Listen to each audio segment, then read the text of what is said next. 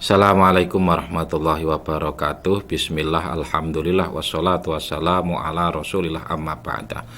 Sahabat ilmu, sahabat pengetahuan, kita lanjutkan kajian kita tentang fikih.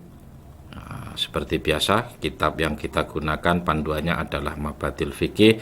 Kali ini kita akan membahas tentang yang membatalkan wudhu.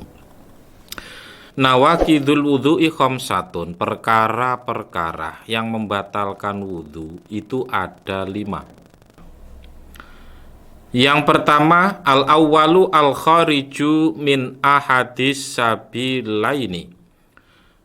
Perkara yang membatalkan wudhu yang pertama adalah sesuatu yang keluar dari salah satunya 2 jalan atau lubang pembuangan kita, yaitu jalan depan dan jalan belakang. Artinya adalah ketika kita kencing atau kita buang air kotoran. Nah, segala sesuatu yang keluar dari salah satu kedua lubang tersebut, baik itu terbiasa, yang terbiasa ataupun tidak, maka itu membatalkan wudhu kecuali mani. Jadi misalkan ketika kita kencing keluar berupa kerikil, ya itu tetap membatalkan wudhu. Sebagaimana kita nanti umpama kita itu BAB dan keluarnya adalah berupa apa gitu, tidak seperti lazimnya, maka itu adalah tetap membatalkan wudhu.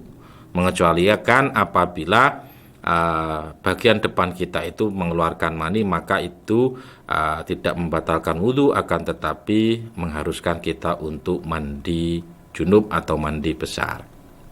Yang kedua, yang membatalkan wudhu adalah an-naumu ghairu mumakkinin maq'adahu minal ard. Yang kedua adalah tidur dengan tanpa menetapkan pantatnya atau bokongnya pada tempat duduknya. Maka orang yang tidur dengan duduk ketika menetapkan pantatnya itu tidak batal wudhunya karena dianggap tidak hilang akalnya. Dengan catatan bahwasanya orang tersebut oleh beberapa ahli fikih diberi catatan bahwasanya orang tersebut itu tidak terlalu kurus juga tidak terlalu gemuk. Karena kalau terlalu kurus atau terlalu gemuk itu biasanya ada rongga, sehingga kalau ada rongga itu kadang-kadang orang tersebut buang angin tapi dia tidak terasa. Nah, itu maka orang yang seperti itu ketika tidur dalam keadaan duduk mumakinin maq'adahu itu tetap dihukumi membatalkan terhadap wudhunya. Kemudian ada juga orang yang mumakinin maq'adahu tetapi tidak duduk, itu adalah juga membatalkan wudhu. Tadi misalkan ketika kita berdiri di tembok, misalkan itu kita mumakinin maq'adahu, atau ketika kita tidurnya tidur telentang. Tidur telentang itu kan berarti mumakinin maq'adahu juga, itu juga membatalkan. Maka yang tidak membatalkan, saya ulangi lagi, adalah tidur dalam keadaan duduk dan duduknya itu adalah mumakinin maq'adahu dalam keadaan menetapkan bokongnya atau menetapkan pantatnya. Yang ketiga, asalisu zawalul akli bi syukarin au jununin au igmain. Yang ketiga adalah hilangnya fungsi akal. Hilangnya normalnya akal disebabkan oleh mabuk atau disebabkan kegilaan atau disebabkan oleh epilepsi. Jadi ketika orang itu gila maka fungsi akalnya akan menjadi hilang. Ketika orang itu mabuk maka akalnya tidak normal, tidak 100%. Nah, terhadap apa yang dilakukan orang-orang tersebut tidak menyadarinya atau kurang 100% kesadarannya. Begitu juga orang yang epilepsi itu juga orang yang kehilangan kesadaran. Maka orang-orang yang seperti itu apabila memiliki wudhu kemudian mengalami hal-hal itu maka batallah wudhunya. Kemudian yang keempat, ar-rabi'u lamsul mar'atil ajnabiyah. Yang keempat adalah lamsul mar'atil ajnabiyah, memegang atau menyentuh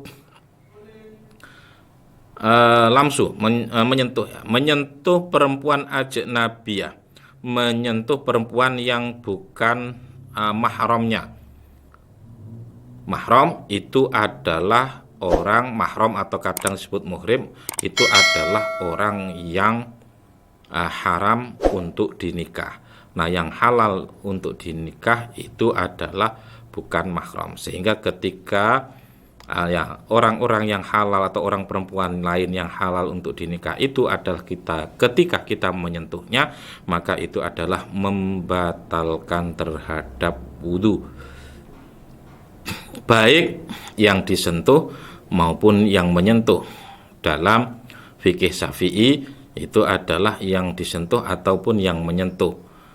Ketika ada seorang laki-laki misalkan menyentuh seorang perempuan, sebenarnya yang perempuan misalkan tidak mau disentuh, tetapi ketika itu tersentuh juga, ya maka tetap saja wudhunya batal. Jadi tersentuh ataupun menyentuh, sebagai objek maupun sebagai subjek, tetap saja adalah tetap batal wudhunya. Kemudian yang kelima, al-khamisu masu farjil insani bibatinil kafi. Yang kelima adalah memegang masu. Saya menerjemahkannya dengan kata memegang farjinya manusia atau manusia bibatinil kafi dengan bagian dalam. Sehingga kalau dikatakan masu, maka masu itu adalah dengan menggunakan bagian telapak tangan ini. Ini kalau kita misalkan rapatkan ini, nah yang tertutup inilah yang dikatakan batinil kafi. Nah yang kelihatan ini adalah merupakan bukan batinil kafi. Sehingga ketika kita misalkan menyentuh alat kelamin kita sendiri tentu, itu adalah dengan ujung yang sini, ini tidak membatalkan. Kemudian dengan yang ini misalkan tidak membatalkan. Misalkan kan alat kelamin ada yang kayak gini bentuknya, kita sentuh dengan begini, maka ini tidak membatalkan. Tetapi kalau kita sentuh dengan begini, ini akan membatalkan. Nah, misalkan ada pertanyaan terpikirkan oleh jenengan, misalkan bagaimana kalau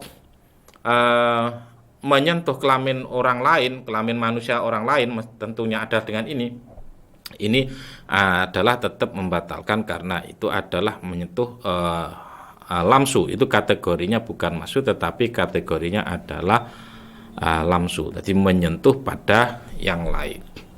Jadi intinya kurang lebih, kesimpulannya masu adalah dengan bagian dalam telapak tangan ini seperti ini. Saya ulangi lagi, seperti ini.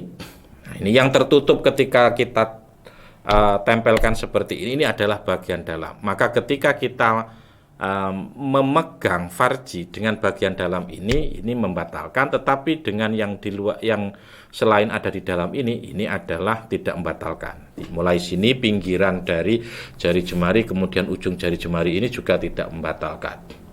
Tetapi kalau lamsu itu adalah dengan berbagai kulit yang ada, mungkin dengan kaki kita, mungkin dengan kulit, pokoknya yang menjadi bagian dari kulit kita, sehingga ketika kita mungkin bersentuhan kulit dengan ajnabiyah atau ajnabi dengan ajnabiyah itu dengan yang bersentuhan adalah kakinya, maka itu tetap saja membatalkan terhadap wudhu.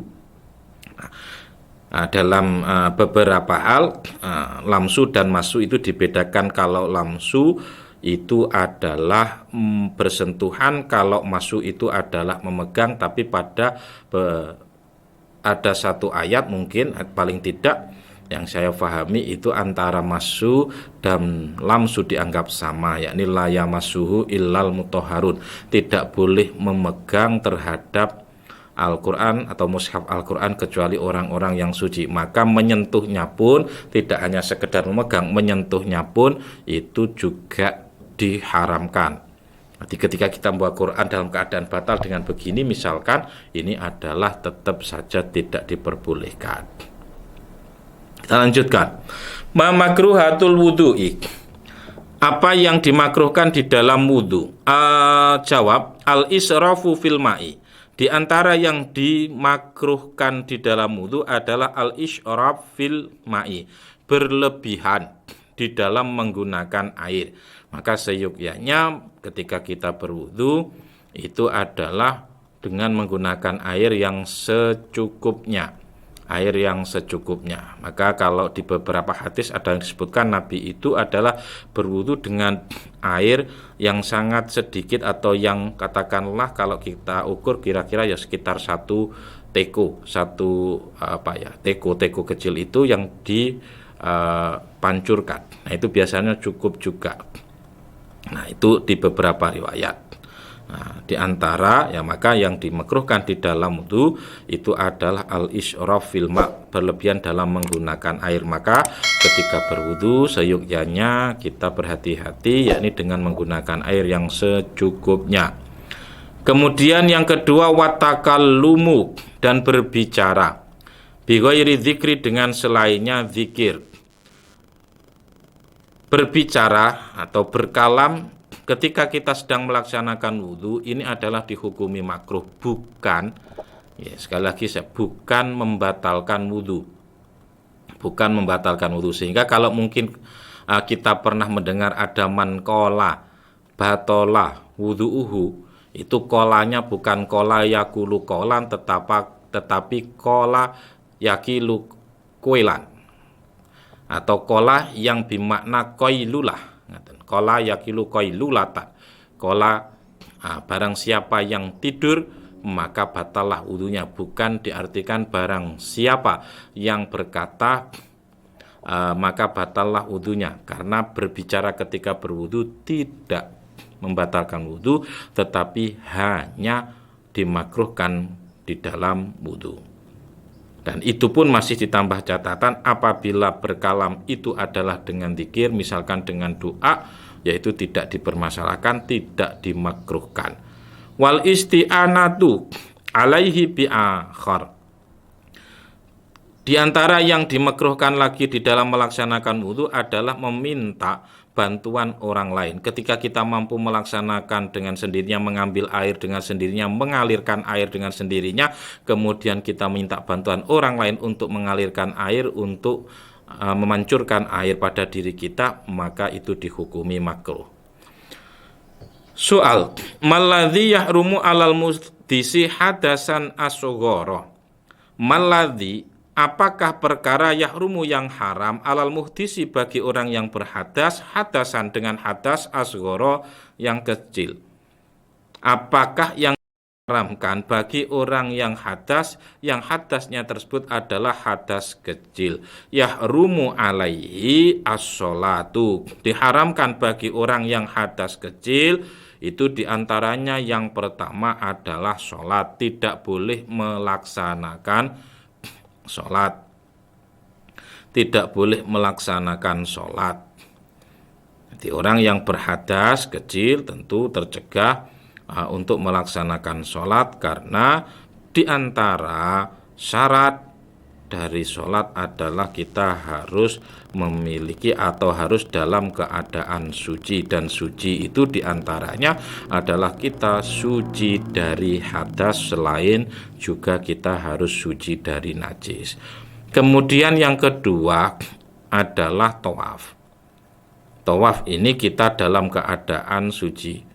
Maka beberapa ulama itu ketika melaksanakan tawaf sekarang gitu biasanya menggunakan madhab Abu Hanifah, karena untuk tawaf sekarang itu tidak mungkin kita tidak atau sulitlah menghindari untuk tidak bersentuhan dengan perempuan yang lain ketika kita tawaf mengitari Ka'bah. Nah, kalau dalam pendapat Abu Hanifah itu kan ketika kita bersentuhan dengan perempuan lain tanpa ada unsur kesengajaan, maka itu tidak dianggap membatalkan. Maka rata-rata atau beberapa orang, ya banyak orang dari Indonesia ketika melaksanakan tawaf itu adalah cara berwudunya mengikuti wudunya Abu Hanifah, sehingga batalnya nanti juga mengikuti madhab Abu Hanifah. Tapi yang terpenting dari itu, kita kembali ke pokok pembahasan bahwasanya orang yang memiliki hadas kecil itu tidak afsah atau tidak diperbolehkan untuk tawaf. Kemudian yang ketiga adalah wamashul mushafi wa hamluhu. Orang yang mengalami hadas kecil itu juga terlarang untuk memegang, menyentuh mushaf, wa hamluhu, dan juga membawanya walaupun itu dengan perantara. Artinya misalkan kita mengambil sebuah dahan atau ranting, kemudian kita gunakan untuk mengambil atau menggunakan tongkat misalkan untuk mengambil mushaf, itu tetap saja kita tidak diperbolehkan. Kita lanjutkan, kita bahas tentang mandi. Mal ghuslu, apakah yang dinamakan dengan mandi? Jawab, huwa ghuslu jismil insani kullihi min a'lar ra'si ila muntaha qadamihi. Yang dinamakan dengan mandi itu adalah membasuh tubuhnya atau membasuh tubuh seseorang secara menyeluruh mulai dari ujung rambut atau bagian atas kepala ila muntaha qadamihi sampai pada ujung kakinya atau pada ujung telapak kakinya.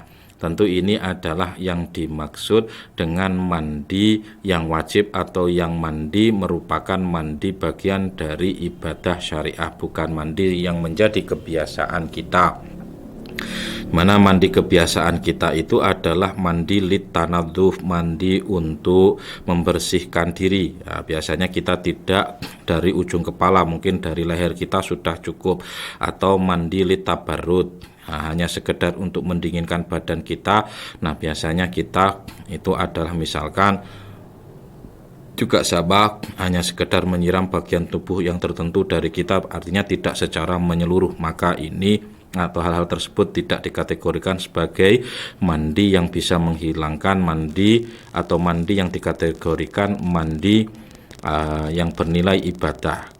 Ya, karena cara mandi seperti itu atau mandi secara menyeluruh itu mulai dari ujung rambut sampai ujung kaki itu adalah bisa untuk menghilangkan hadas besar, bisa juga untuk melaksanakan kesunahan mandi, misalkan untuk mendatangi sholat Jumat, atau misalkan untuk mendatangi sholat Idul Fitri, atau mungkin untuk mau melaksanakan tawaf juga dimungkinkan. Soal kam furudul husli, ada berapakah fardunya mandi? Jawab, furuduhu salah satu. Fardunya mandi itu ada 3. Al-awwalu, yang pertama, an-niyatu inda ghusli awwali juz'in minal badani. Yang pertama adalah niat. Kapankah niat itu dilaksanakan? Inda ghusli awwali juz'in, ketika kita membasuh permulaan bagian dari tubuh kita. Andaikan kita permulaannya adalah pada tangan, maka tangan itu adalah sebagai permulaannya, maka niatnya adalah di situ. Andaikan permulaannya adalah kepala kita, maka niatnya adalah permulaan ketika kita membasuh kepala kita. Misalkan kita mandinya menggunakan shower, atau kita misalkan menggunakan gayung, mungkin kita arahkan kepada tangan kita terlebih dahulu juga tidak apa-apa. Atau mungkin kita mandinya adalah nyebur ke danau atau nyebur ke kolam, maka berarti niat itu adalah ketika masuknya anggota tubuh kita ke dalam kolam atau danau tersebut. Berarti adalah ketika kaki kita, biasanya karena kita nyebur ke kolam itu adalah kaki terlebih dahulu yang basah. Kemudian yang kedua adalah izalatun najasati minal badani. Yang kedua adalah menghilangkan najis dari badan. Artinya apabila memang ada najis yang menempel pada badan kita, pada kulit kita, maka najis itu dihilangkan tersebut dengan basuhan mungkin, atau dengan adalku, dengan menggosoknya.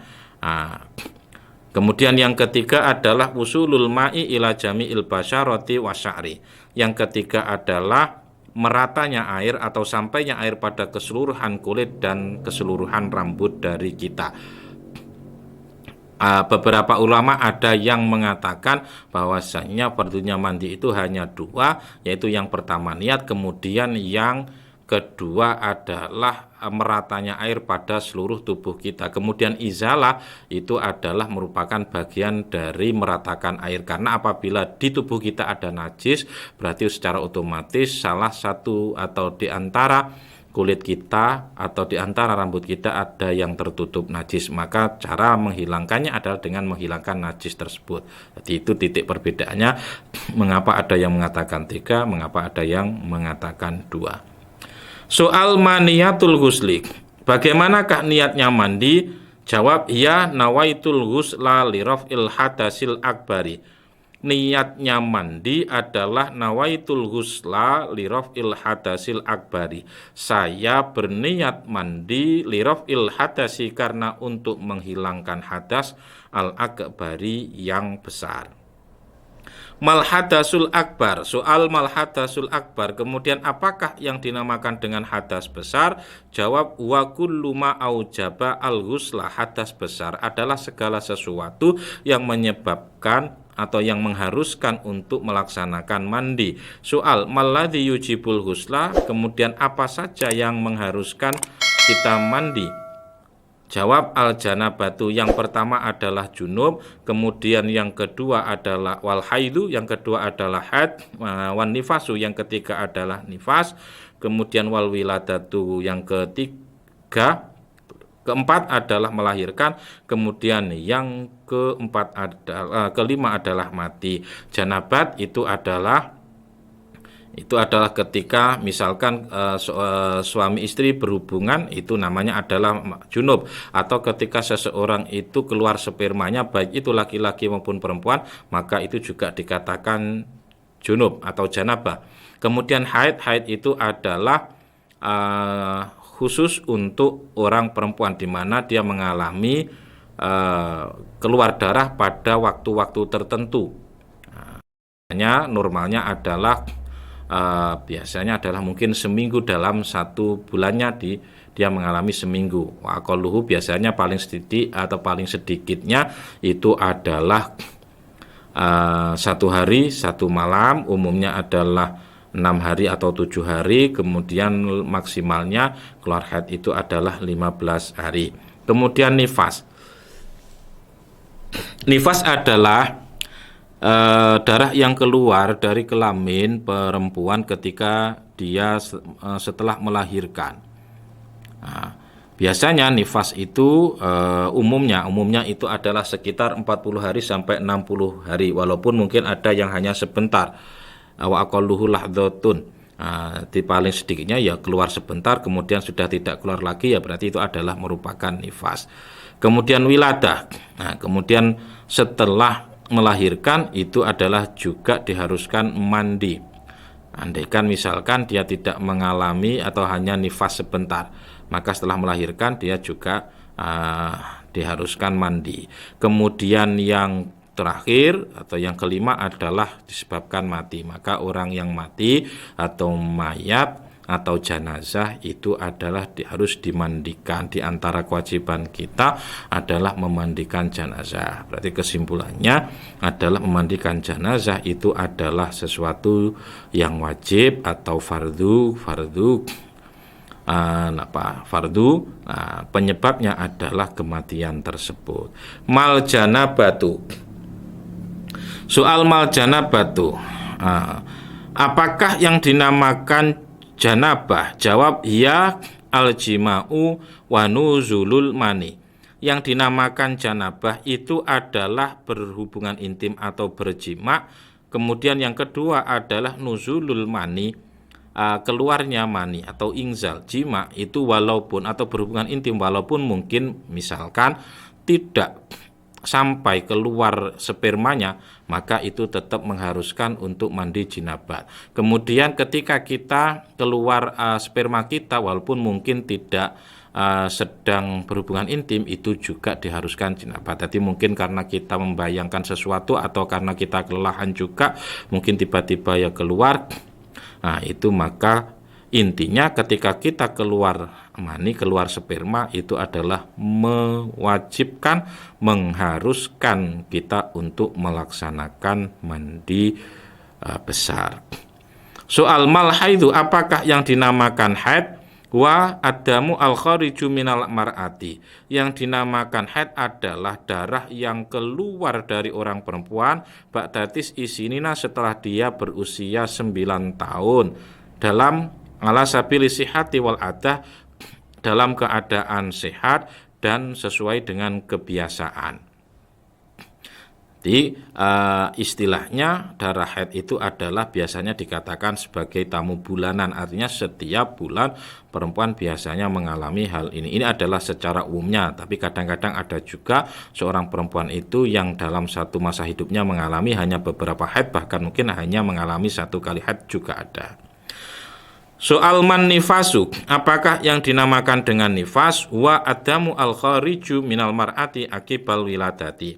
Jawab, yang dinamakan dengan nifas itu adalah darah yang keluar dari seorang perempuan setelah dia melahirkan. Darah yang keluar dari seorang perempuan setelah melahirkan itu adalah dinamakan nifas, seperti yang saya nyatakan di depan tadi, bahwasanya umumnya nifas itu adalah kurang lebih 40 hari sampai 60 hari.